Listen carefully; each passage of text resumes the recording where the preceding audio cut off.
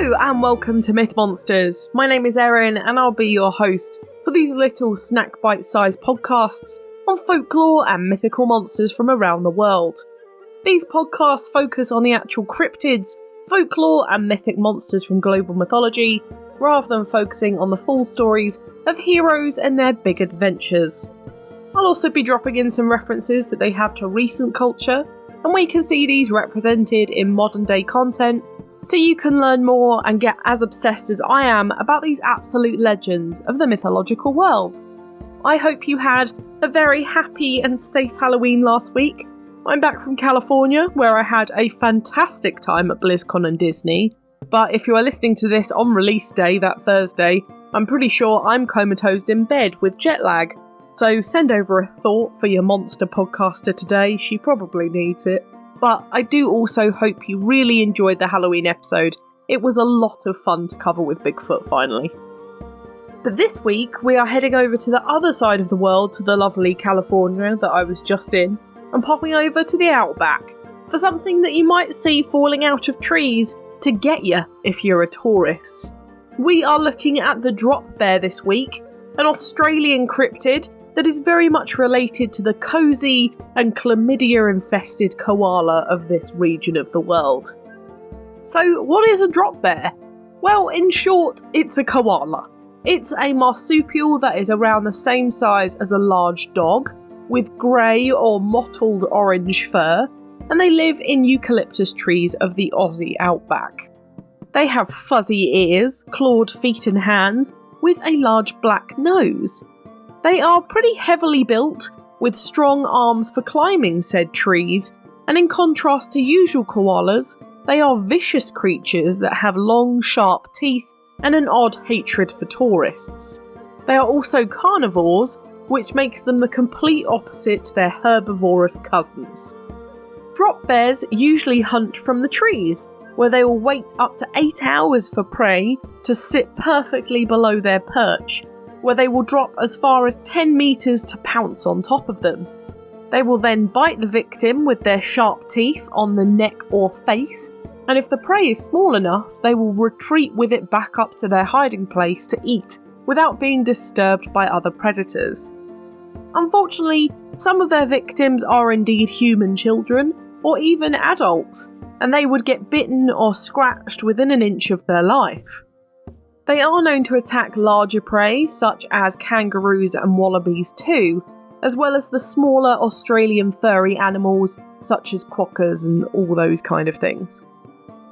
Drop bears are more likely to attack tourists of Australia, and are sometimes reported to be able to speak, but will only do so in an Australian accent. Australians believe that drop bears tend to attack tourists due to the immense amount of the natural repellent Vegemite that Australians eat on a daily basis, therefore exuding this through their skin at all times, whilst tourists of course do not have this natural protection. It's also believed that they can decipher Australian accents from non-Australian and are more likely to attack the unfamiliar foreigners. They are mostly found in the southeast region of Australia, within the regions of New South Wales, Victoria, the Capital Territory, and the island of Tasmania to the south. So actually, when I say the outback, it's more of a fun turn of phrase that we refer to as Australia over here in the UK. This monster is very much not in the outback, and it's probably in the most densely populated parts of Australia with lots of trees and water. So I apologise for any confusion, it's just very natural to say. They do much prefer leafier habitats, where they can get into the trees to get their prey, and generally kip where they can, although it is always away from human habitations. In terms of powers, they don't really have any, bar their tactical manoeuvring and the long claws and teeth, honestly. However, they do have some weaknesses. One way to stop any drop bear attack is to smear the Australian yeast extract we mentioned earlier, Vegemite, all over your face, as apparently they just hate it. If you are listening in the UK, of course, this is just the Australian Marmite, but if you're anywhere else in the world, it's a thick black paste that is super salty, but it does taste exceptionally good on toast with butter. It's a very much love or hate it. In fact, that is the slogan of both Vegemite and Marmite. You either love it or you hate it. Another repellent is toothpaste behind the ears, or to have numerous forks in your hair to dissuade them from attacking. But most of the time, attacks are accidental and there have been absolutely no reported deaths from drop bears. We're not sure about their population, reproduction or lifespan though, but it is assumed that they are very similar to their cousin the koala, who live for about 12 to 18 years and give birth to live young known as joeys who live in their pouches. Koalas do tend to be solitary creatures except if they are a mother and child, so you might just get an occasional one drop out, who knows. But now moving on to etymology, drop bear is mostly based on the action of how they attack their prey. However, bear comes from the koala, as it is sometimes mistaken for a bear due to its big nose, ears and paws. However, koalas are actually marsupials, meaning that they carry their young in their pouches, much like kangaroos and wallabies. They do have a Latin name though, which is Thylactos plumatus, the latter explaining itself, but the arctos in Latin means bear. But, because these two creatures are so similar, the koala and the drop bear, I will tell you about the koala's etymology, because you may not know. Koala is a Sydney Aboriginal or Dwarag word for no water. However, when the English settlers came to Australia, it was commonly referred to as the native bear, which then was adapted into the koala bear and has stayed the same ever since, because some people do still call it the koala bear, even though it is not. Now, it's about time I stop having you on. This monster is a well-known hoax, and it is always so much fun to cover these seriously for the first section before revealing it. I really do revel in talking about them as if they're serious monsters. But yes, this monster is fictional, but all fictional monsters come from something, so that is the history we are going to go into today. The history of the drop bear is actually really interesting, and it's because we just don't quite know when it started, or when this rumour started to be picked up. We do know that it was first mentioned in print in the 1920s and 30s in Australia, as people were discussing how koalas were having aggressive interactions with people, and this was followed up with numerous newspapers in the 1940s, where trainee soldiers were told to scale trees for sniping positions, and they were given 2 shillings for every koala they spotted. In 1946, a report came over from Burma, which was controlled by the Japanese at the time, that the Australians were holding Japanese prisoners of war with rabid koalas. And actually I have a summary of the report.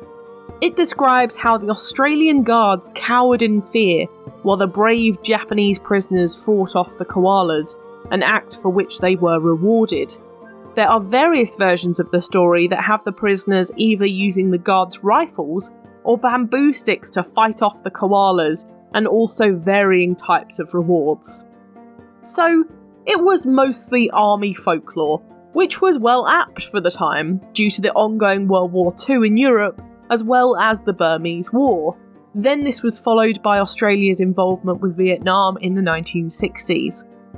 In regards to Australia's history, the British claimed the east side when James Cook landed there in 1770, and eventually in 1901, the Brits gave Australia its Commonwealth status to make its own laws, but the British sovereign is still the head of Australian government today in 2023.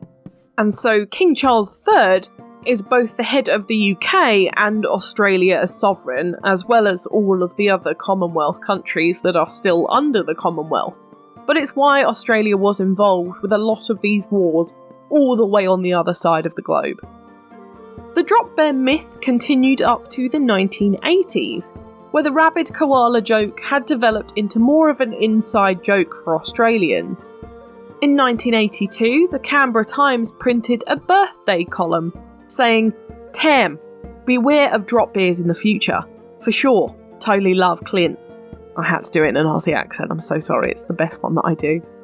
We don't know who Clint or Tam are, But this was also backed up by the Paul Hogan show in the 80s, who was, of course, the Crocodile Dundee, where they did a sketch called Cootamundra Hojas, where the killer koalas would silently just drop out of trees onto people. There are still pieces published about the drop bear to this day. The Australian Museum's website has a whole page dedicated to it, as if it is a real animal, and it actually has an exhibit within the building itself for the drop bear that states may or may not be related to actual drop bears. The Australian Geographic did an article back in 2013 about drop bear attacks on the rise for April Fool's Day, which I'll pop on the Twitter because it is a really great read. It's very, very satirical, but very funny. I do think a great summary of this monster, though, is one that I found on the Australian Geographic's actual article on the myth from Ian Coate, who's a folklorist, who said this: "Just like Vegemite, we Aussies all know about it, but for someone overseas it's quite a foreign concept, and in a country crawling with so many other dangerous animals like snakes, spiders and crocodiles, for the uninitiated international visitor, the drop bear can sound like a plausible threat." Now, we do have to talk about real life comparisons to the koala here. I know that we've touched on it, but the koala is a really important part of the Australian national image. It's one of the two characters that personify Australia, the other being the kangaroo, but both of these are marsupials, which are mostly found in Oceania. Also, it's not unlikely that a koala could fall onto you from treetops. They sleep for 12 hours a day on the highest of trees. It's not uncommon that they would sometimes fall off onto unsuspecting people. And I don't imagine they like falling as much as we would, and maybe would get their claws out to stop themselves if landing on a person, which is even in an Aesop fable, it's that common. Koalas are also used to explain to children to not sit under gum trees, just in case they do break off. And another fun fact is that eucalyptus is highly flammable. I guess as are koalas? So it might have even been used to dissuade people from lighting fires under their leaves and causing massive outbreaks of wildfires. Koalas are also extremely territorial, so they can actually get pretty aggressive with people, and they are generally quite gross, and they aren't particularly fond of us anyway. I personally wouldn't pick one up. I know you can get pictures taken with them, but they just don't particularly look very pleasant. There was, however, a real version of a drop bear way back in the Ice Age, called the Thylaciola carnifex, which is thought to have been a type of marsupial that was around the size of a big cat. Bones of this Ice Age marvel were found back in 2010, and they have found that they would be most likely to be tree-dwelling, and they have the skulls of modern koalas. So these very well might have existed 12,000 years ago with the indigenous aborigines of the time. But do I think that they existed long enough to make an impact and be called drop bears out of anything? No, I do not. Welcome to Tabletop. My name is Nick, and I think that fudging dice rolls is totally okay. Hey, it's me, Franco, and rolling for initiative sucks. I'm Daniel, and I think you should modify your first level characters as much as you want. And I'm Shade, and if your TTRPG hasn't evolved into a LARP, you've done it wrong. And we all host Tabletopped, a TTRPG podcast about all things games and storytelling. And sometimes we have game designers, professional researchers, and even the occasional owlbear. If this interests you, listen to Tabletop every Monday wherever you get your podcasts. Tabletop is a proud member of the Helios Network. But now on to modern media. I've mostly covered koala-based media here, but there are a few drop bear specific bits, just really not enough to fill this out. For art, have a look at the impression from news network CNN for a really funny version of a drop bear, but otherwise, Independence, as always, is best with cryptids. You'll find the best artwork this way. Pop it into Google, see what you get. Unrelated to art or modern media though, there's also an alcohol-free beer company called Drop Bear Beer, which has a really cool koala logo and a fun facts page on their website about the drop bear too. In movies though, we have Carnifex, The Rescuers Down Under, Sing, Back to the Outback and the Wild. For TV, we have Family Guy, Digimon, The Quickie Koala Show, The Noozles, Heaven's Design Team, Koala Man, American Dad, We Bare Bears, Moffly the Last Koala, and Adventure Time. In video games, we have ones such as Escape Velocity, Path of Exile, Ty the Tasmanian Tiger, Animal Crossing, The Battle Cats, Crash Bandicoot, Pokemon, Starbound, Temtem, Zork, and Yokai Watch 3. My book recommendation this week for the kids is Drop Bear by Ian Coate, who was the author I mentioned earlier. It's a really fun little book about drop bears and koalas. But for adults interested in Indigenous Australia, have a look at From the Dreamtime, Australian Aboriginal Legends by Jean A. Ellis for some lovely stories from this part of the world and from their folklore. It truly is a beautiful piece of the world, and their history is just so rich. But now it's time for Do I Think They Existed? No, but that's a given, surely. I do, however, fully believe and have seen koalas in real life, and I do just think the Australians have a fantastic inside joke to the rest of us that you can now all be a part of. If you now go to Australia and someone tells you to look out for drop bears, you can tell them to sod off, completely in the knowledge of what that means. They're having you on. I also really like the commitment to the joke, in all honesty, especially from these news outlets and museums. It shows that, again, people do really like to embrace their heritage and the folklore that make up the land around them, and that just makes me very happy as a folklorist. Now, I know a lot of Aussies, and this is a very typical Australian piece of humour, and I love it. It's silly, and a tourist is very much the butt of the joke. It's hilarious. Koalas, though, are a bit dumb, and they're a little bit unpredictable, so this does just happen by accident sometimes. So at least you're kind of forewarned if you end up either being hit by one or seeing one that has already hit the ground, I suppose. But what do you think? Does the drop bear fall out of the sky onto unsuspecting tourists in Australia? Let me know on Twitter, I would love to know what you think about this one. It's a great monster for this week though. I really do like going over to Oceania for monsters, and I love Australia, as they are always really fun to research and are usually quite different to anything we get over here in the West. I do hope that if you are Australian and listening to this, that I did the drop bear proud. Also, just a note, please don't shout at me in the comments because I've called things a myth monster. That is just what they are widely considered to be. I'm not the decider here on if they are a myth monster. I am just a messenger. This goes for any of my monsters that I cover from anywhere. I give you the research I found and my personal opinion on them. That is all. Moving on though.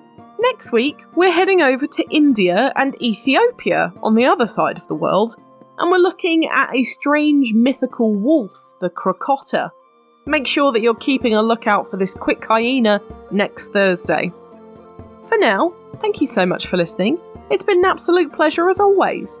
If you enjoyed this podcast, please give it a rating on the service you are listening on. I've got the Twitter for any questions or suggestions on what monsters to cover next, and I'd really love to hear from you. The social media handles for TikTok, YouTube, Threads, and Instagram are Myth Monsters Podcast, and the Twitter is Myth Monsters Pod. But all of our content can be found at mythmonsters.co.uk, and you can find us on Good Pods, Buy Me a Coffee, and Patreon if you want to help me fund the podcast too. Come join the fun though, share this with your pals, they might love me as much as you do. But for now, stay spooky, and I'll see you later, babes.